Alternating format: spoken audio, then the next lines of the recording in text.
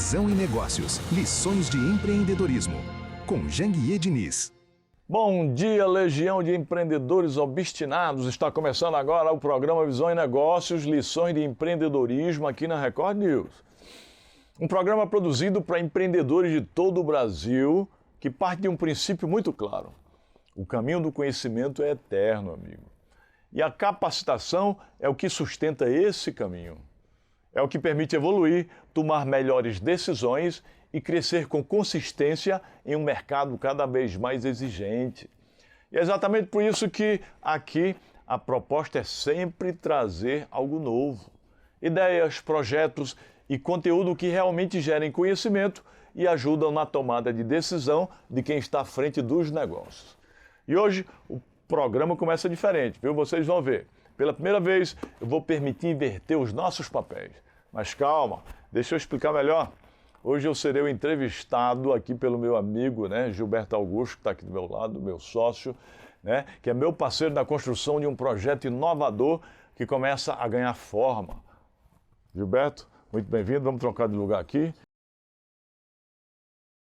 Hoje eu estou aqui com uma missão. Primeiro, tenho muita honra disso. O Janguier, além de uma grande inspiração para mim, para outros empreendedores no Brasil e no mundo, ele também é um educador. Então tem gente que não sabe disso. Você falou sobre capacitação, só que existe uma palavra que chama-se educação. O Janguier, ele sabe que a educação é uma das maiores ferramentas de transformação de uma nação. E eu estou aqui agora com um grande empresário também. E Janguier, eu vou te fazer algumas perguntas que vão te tirar um pouquinho do eixo. Pode ser? Pode. Será que você está preparado? Eu nasci pronto, nasci preparado. Bom, você nasceu já inovando. Você nasceu, foi na Paraíba? Não, nasci no sul, no sul da Paraíba. Nasci em Santana dos Garrotes, uma cidade bem pequenininha lá no Vale do Piancó, cerca de 7 mil habitantes, uma cidade atrasada, né? Cidade tão atrasada que o arco-íris lá é em preto e branco, para tu ter uma ideia. É mesmo? E a revista Isto É, quando chegava lá, já era Isto Foi. Tô brincando aí, meus conterrâneos de Santana dos Garrotes. Como é que vocês estão aí? Como é que está o nosso instituto aí? Eu sempre faço essa brincadeira aqui para dizer que você pode sair de onde você quiser, de onde você puder, de onde você sair. Pode ser uma cidade pequena como a nossa. Primeiro, a gente não pode esquecer da cidade, mas a gente pode se transformar naquilo que a gente quiser, né? A gente pode ser o que a gente quiser. Porque Deus nos deu chaves que a gente pode usar, chaves da riqueza que nós podemos usar, mesmo saindo de Santana dos Garrotes, aí na nossa querida Paraíba. A jornada para até virar um grande empreendedor de educação e hoje de diversos setores. Vamos falar de marcos. Janguier, você era engraxate, isso é verdade? Pois é, pessoal, eu nasci lá em Santana dos Garrotes, conforme eu disse, filho de pais analfabetos. Quando eu tinha 6 anos, meus pais, fugindo da seca, se mudaram para o Mato Grosso do Sul. Estudei a vida inteira em escola pública, estudava lá no colégio público. E na época, tanto os filhos dos ricos quanto dos pobres estudavam na mesma escola. E eu via ao sábado os meus colegas irem à matinê, ao cinema ao sábado, e eu não podia ir, porque meu pai era peão de fazenda, trabalhava na roça, ganhava cerca de um salário mínimo, minha mãe do lar. E aí eu falei, eu tenho que mudar essa situação, essa circunstância, esse status quo. Foi aí que eu via as crianças não, os rapazinhos engraxando o sapato e ganhando dinheiro. Eu falei, rapaz, eu vou ganhar dinheiro também. Aí pedi ajuda de um tio, fiz uma caixa de engraxate, de pinos, aquela madeira. E aí comecei a engraxar sapato e comecei a ganhar dinheiro, pessoal. Então, aos 8 anos de idade, eu era engraxate de rua, ganhava meu dinheiro de forma digna, E depois eu via os colegas ganhando mais dinheiro que eu vendendo laranjas. Eles iam na Ceasa, lá em Pernambuco a gente chama Ceasa, comprava aquelas caixas de pocãs e iam vender, estava ganhando mais dinheiro que eu, alguns colegas meus de rua.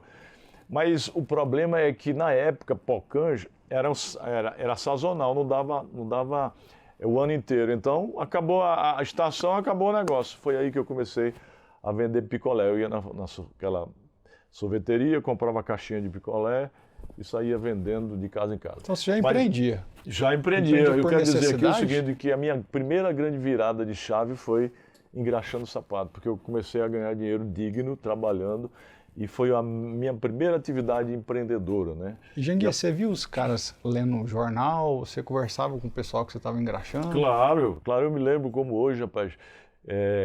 Tinha um senhor que andava de chapéu, guarda-chuva assim, né? Um paletó, tinha um sapato bonito, preto. E aí na época era tipo 50 centavos o valor para engraxar. Aí eu engraxava, deixava o sapato brilhando. E esse senhor me dava sempre o dobro, me dava uma moeda de R$1, né? Dinheiro da época. Mas ele ficava lendo um jornal assim, chapéu na cabeça, me lembro como se fosse hoje. Legal, e hoje em dia a gente vai em restaurante, você sempre dá um dinheiro a mais ali pro pessoal. Eu já notei isso também. Eu dou uma gorjeta boa hoje, né? Até porque os trabalhadores que estão trabalhando com dignidade merecem ganhar bem. E quando Sandra entrou na sua vida? É uma história muito longa, mas eu vou encurtar aqui a história. Quando eu fiz 10 anos, a situação do meu pai lá em Naviraí não estava muito boa, e ele resolveu vender tudo que tinha. E o que era que ele tinha? Tinha uma casinha, né? E trocou numa Kombi velha, botou as panelas dentro da Kombi. Minha tia, que morava conosco, minha tia irmã mais nova dele, minha mãe, eu e mais 4 irmãos. Já tinha nascido outro lá em Naviraí, Ronaldo, e se mudou para Pimenta Bueno, em Rondônia. Quando nós chegamos lá, meu amigo, uma cidade muito selvagem, só tinha muitos índios, muitas tribos lá no Riozinho, índios pelados que andavam pela rua, me lembro como se fosse hoje. E a cidade era tão selvagem porque ela fica situada entre 2 rios. Quando aquela vara de porcos do mato cruzava o rio, centenas de porcos do mato, a gente matava. Quando eu terminei o 1º grau, lá não tinha 2º grau.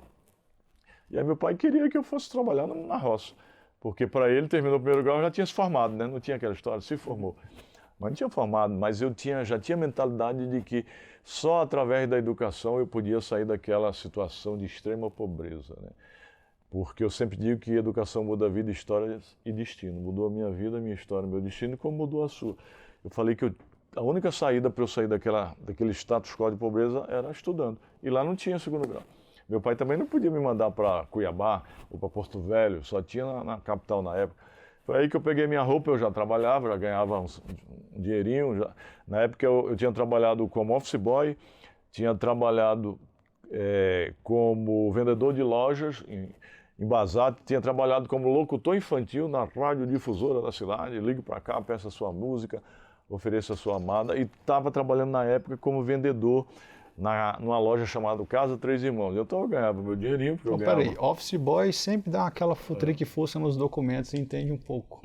Vendedor entende vendas, comunicador entende de marketing. Então você já estava fazendo aqui seus MBAs desde cedo. Exatamente. Então com 14 anos eu terminei, aí eu falei, eu tenho que estudar, porque a única saída para sair desse estágio de pobreza extrema é estudo, a educação. Peguei minha mala e me mandei para o Nordeste. Foi aí que eu conheci um tio meu, que não me conhecia. Contei toda a história para ele, aí ele perguntou se eu sabia fazer alguma coisa. Falei, eu sei datilografar. Aí ele rascunhava assim a petição, eu rapidinho, pá, fiz a máquina quase pegar fogo. Aí ele, rapaz, onde é que você aprendeu isso? Aí me deu o emprego. Ali mudou a minha vida, né? Se eu não tivesse aquela competência, talvez eu não tivesse conseguido aquele emprego, talvez eu tivesse que voltar, e aí, qual seria a minha vida? E Sandra, onde apareceu? Aí você pergunta é Sandra, né? E aí todo final de ano eu ia para Rondônia visitar meus pais nas férias. E aí quando eu estava, antes eu queria ser médico, mas como eu comecei a trabalhar com meu tio, que era um grande advogado, que foi meu segundo pai, Nivan Bezerra, né, que Deus o tenha, e aí eu resolvi fazer direito, né? Inclusive estudei durante 3 anos, trabalhava dia, estudava à noite para passar no vestibular, consegui passar na federal. E aí eu estava para me formar. Quando eu me formei, porque todo ano eu ia lá. Aí me formei, fui em dezembro para passar as férias lá em Rondônia. E aí fiquei, janeiro, fevereiro, no baile de carnaval eu conheci Sandra, dançando, aquela menina linda. Você vai em carnaval? Você costuma ir assim? Nunca perdi um carnaval, não. Ultimamente eu não estou indo, não. Foi aí que eu conheci Sandra, ela tinha 18 anos, tinha acabado de fazer 18 anos, eu a conheci em fevereiro, 16 anos. Eu a conheci em fevereiro, ela faz aniversário em janeiro, então acabou de fazer 16 anos, aí eu, 23 anos, recém-formado, aí comecei a paquerar com ela, e a minha esposa, eu digo minha atual esposa, né? Desde os 16 anos estamos juntos, nessa jornada aí. Então é uma história longa, né? Legal. Olha só, isso foi um marco, né? O Janguier, a vida inteira foi apaixonado por educação, ele é um inquieto, ele é um inconformado, ele está sempre de olho nas tendências. E você começou a empreender, veio o Birô Jurídico quando? Pois é, aí eu me formei, né? Comecei a namorar com Sandra, 2 anos depois eu ia de 6 meses lá, disse para ela que não ia poder mais ir, porque eu queria que ela fosse embora para a gente se casar. Aí ela foi, não casamos, não fizemos aquela festa no início, mas começamos a morar juntos, viemos a casar depois, porque eu queria dar a ela uma grande festa. Falei, quando eu tiver dinheiro. E aí montei uma empresa, quebrou, uma empresa de cobrança. A segunda empresa minha quebrou, porque antes tinha quebrado uma de cobrança também, antes de eu me formar. Aí eu falei, eu vou ter que... Eu já morava com Sandra, já era casado, vou ter que... Aí eu falei, eu vou ser juiz federal do trabalho. Aí tracei um plano de estudar durante 3 anos, 6 horas por dia. Comecei a estudar, todos os dias, sábado, domingo, feriado. Aí tem gente que diz, e no dia que você não podia estudar, eu ficava doente. No dia que eu não podia, pessoal, eu tinha que pagar aquelas horas, porque aquilo era uma meta, né? Para você mesmo, para mim mesmo. Você tem que vencer. O maior inimigo seu é você mesmo. Porque vencer os outros é bom, mas é fácil. Agora, vencer a si mesmo, quando você vence os outros, é importante, mas quando você vence a si mesmo, você torna-se invencível. E eu venci a mim mesmo. Então, quando você vence o seu ego, a sua procrastinação, a sua sabotagem, a sua desídia, a sua preguiça, a sua falta de força de vontade, você torna-se invencível. Foi isso que eu fiz. Então eu comecei a fazer concurso, reprovar em alguns, até porque na garupa do sucesso cavalga sempre o fracasso, né? Depois é que você dá um chute no fracasso, mas na garupa do sucesso cavalga sempre o fracasso. Fui reprovando, depois eu passei num, depois passei em vários. Esse que você passou, você comprou um Monza? Aí passei, né, para juiz federal e comprei meu primeiro carro bom, porque antes meu pai que tinha me ajudado a comprar um carro que era um Corcel 2, aí eu comprei um Monza Vinho, meu primeiro carro bom, Monza Vinho. E aí, meu amigo, aí comecei a ser juiz, comecei a estudar para ser professor, fazer concurso na Universidade Federal, depois fiz mestrado, doutorado. Aí, como juiz, eu ia ter que morar no interior, e eu não queria porque eu queria empreender. Aí a gente chegou no empreendedorismo. Aí veio o dilema aí. Aí veio o dilema. Aí eu falei, meu amigo, eu não posso ir para o interior porque eu vou ficar lá 6, 8 anos e aí? Aquele sonho de empreender e ganhar dinheiro ia ser tolhido. Aí o que veio? Aí eu pedi exoneração. Aí, o que você queria então? Era conforto, estabilidade, segurança? Ou era conforto, estabilidade e segurança? Que hoje é muito mais conforto. Eu queria inicialmente conforto, estabilidade e segurança, mas no fundo eu sempre tive o dom empreendedor, eu queria construir riqueza. Como juiz eu não ia construir riqueza, eu ia ter aquela vida boa, né? Ia fazer justiça. Quem tem mais conforto, liberdade e segurança? O juiz ou o bilionário? Quem confere liberdade é a riqueza financeira. O juiz você tem poder, mas você vive um assalariado, né? O médico? Você pode viajar, mas parcelado. Você pode comprar tudo parcelado. Do ponto de vista da riqueza financeira, existe a medianidade, né? Agora, a riqueza financeira lhe dá liberdade. Liberdade de você fazer tudo que você puder fazer, desde que de acordo com a lei. Sim. E com a moral e com os bons costumes. Janguier, então assim, chega uma hora que você bate num platô, que não é só a profissão. Você tem que empreender. Platô, exatamente o platô. Você enriquecer. Então você ali montou o Birô Jurídico. Foi aí que primeiro eu deixei de ser magistrado. Uhum. E aí fiz outro concurso, porque eu ia ter que morar no interior e eu não queria, porque eu não ia poder montar o Birô Jurídico. Uhum. Aí eu pedi exoneração, fiz o concurso para o Ministério Público da União, né, no setor trabalhista, aí assumi lá, passei entre os primeiros e fiquei em Recife. Aí ali eu falei, agora eu vou fazer o que eu quero. Fazer mestrado, fazer doutorado. Quero ser professor da Universidade Federal, como fui, e vou empreender, vou montar um cursinho para concurso. Foi aí que em 94 para 95 eu montei o Birô Jurídico, curso para concurso, que chegou a ser o maior curso preparatório para concurso público do Norte e Nordeste. Foi aí que eu comecei a empreender. Realmente. E a Sandra era financeiro? Minha atual esposa, né, e desde sempre do meu lado, que cuidava ali dos cheques dos alunos, no cofre, ficava depositando, cuidando, e ela no financeiro. E daí veio a ser educacional. Como é que você chegou lá? Cheguei a ter, no início no Birô Jurídico, eu ensinava sozinho, eram 5 matérias. Eu ensinava Direito do Trabalho, Processo Civil, Sentenças e Pareceres. E aí o negócio foi crescendo, aí eu fui chamando juízes, colegas para ensinar. E fiz aqueles cursos preparatórios para magistratura, para delegado. Então você foi chamando os melhores os ali melhores para fazer um Ministério time. Público.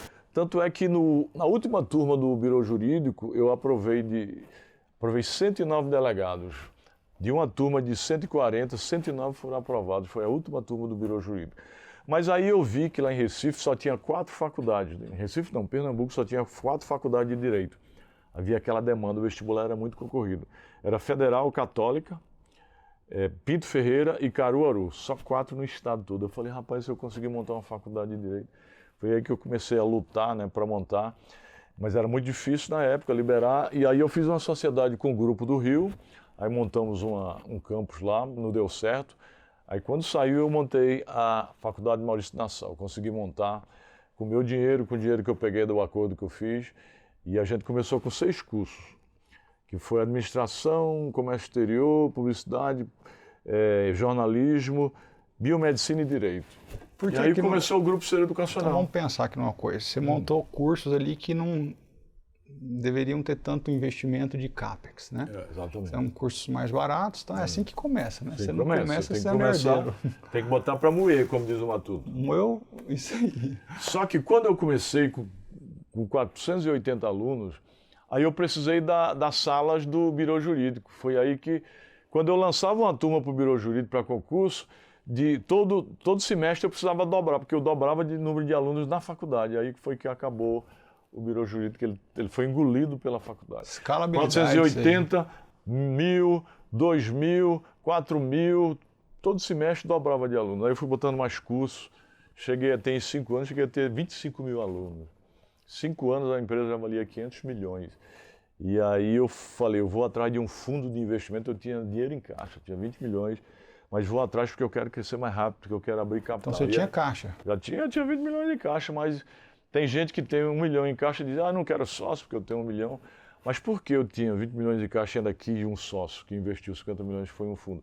Porque eu sabia que Torceu o tempo. Eu queria crescer, escalar, e eu queria consolidar o mercado mais rápido, antes que os grandes grupos chegassem. Dito e feito.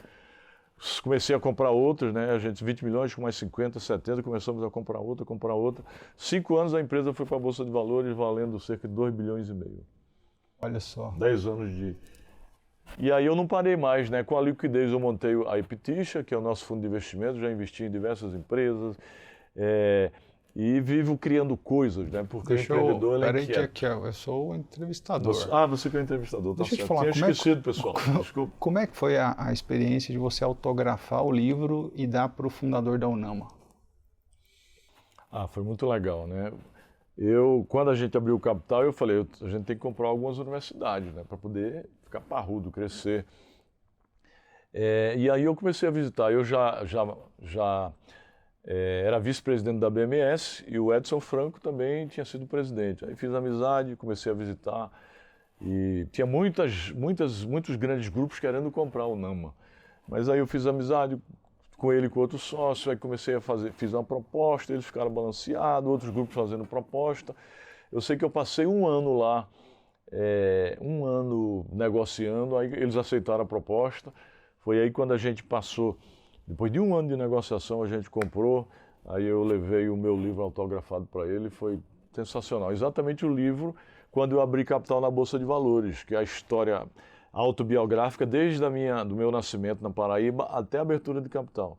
Chama-se exatamente esse livro aqui, ó, Transformando Sonhos em Realidade. Vou pegar aqui.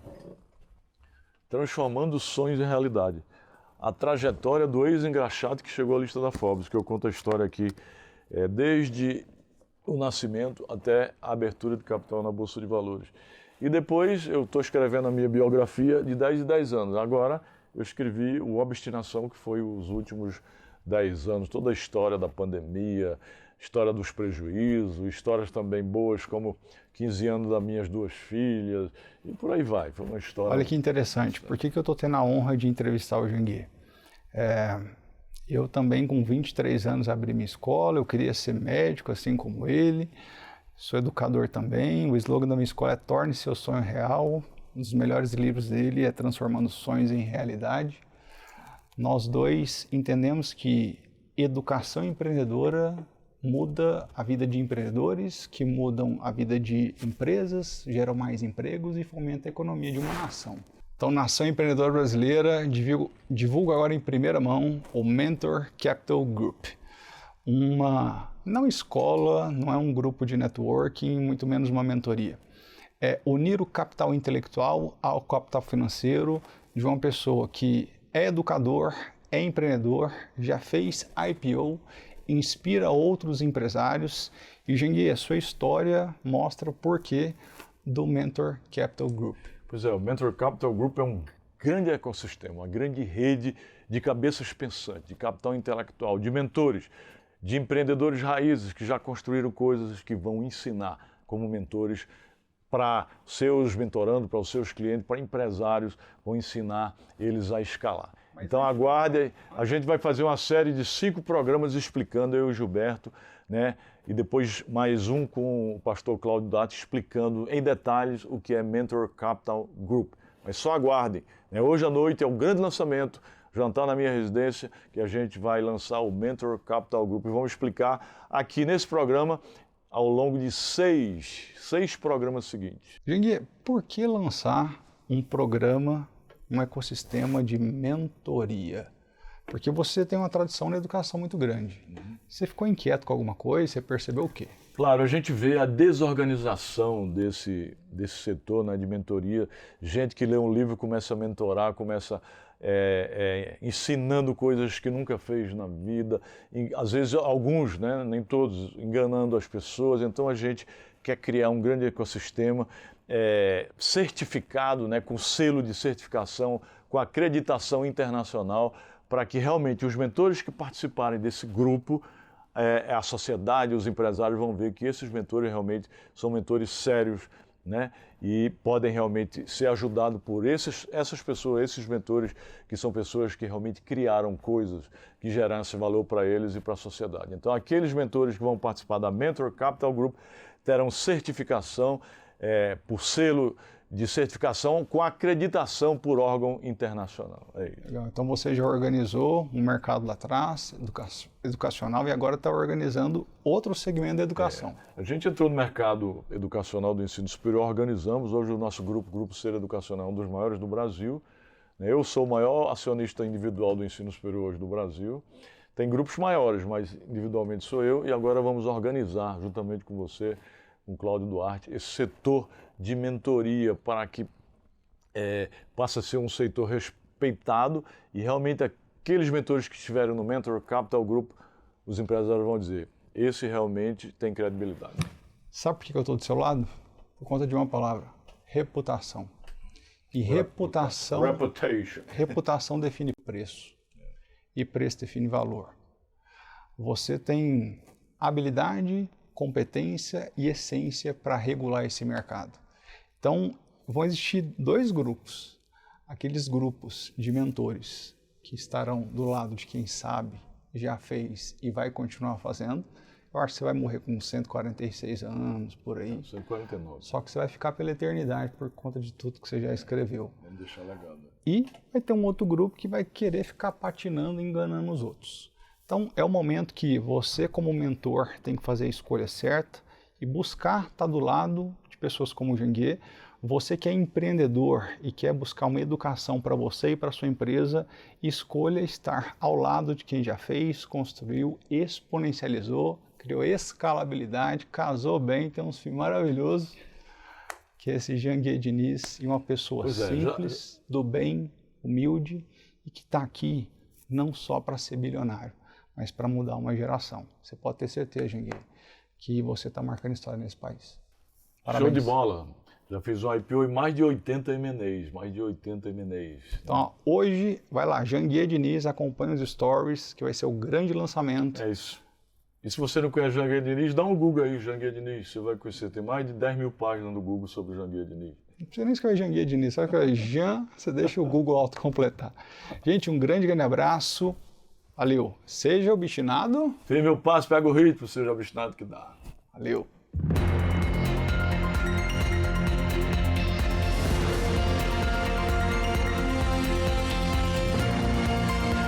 Visão e negócios. Lições de empreendedorismo.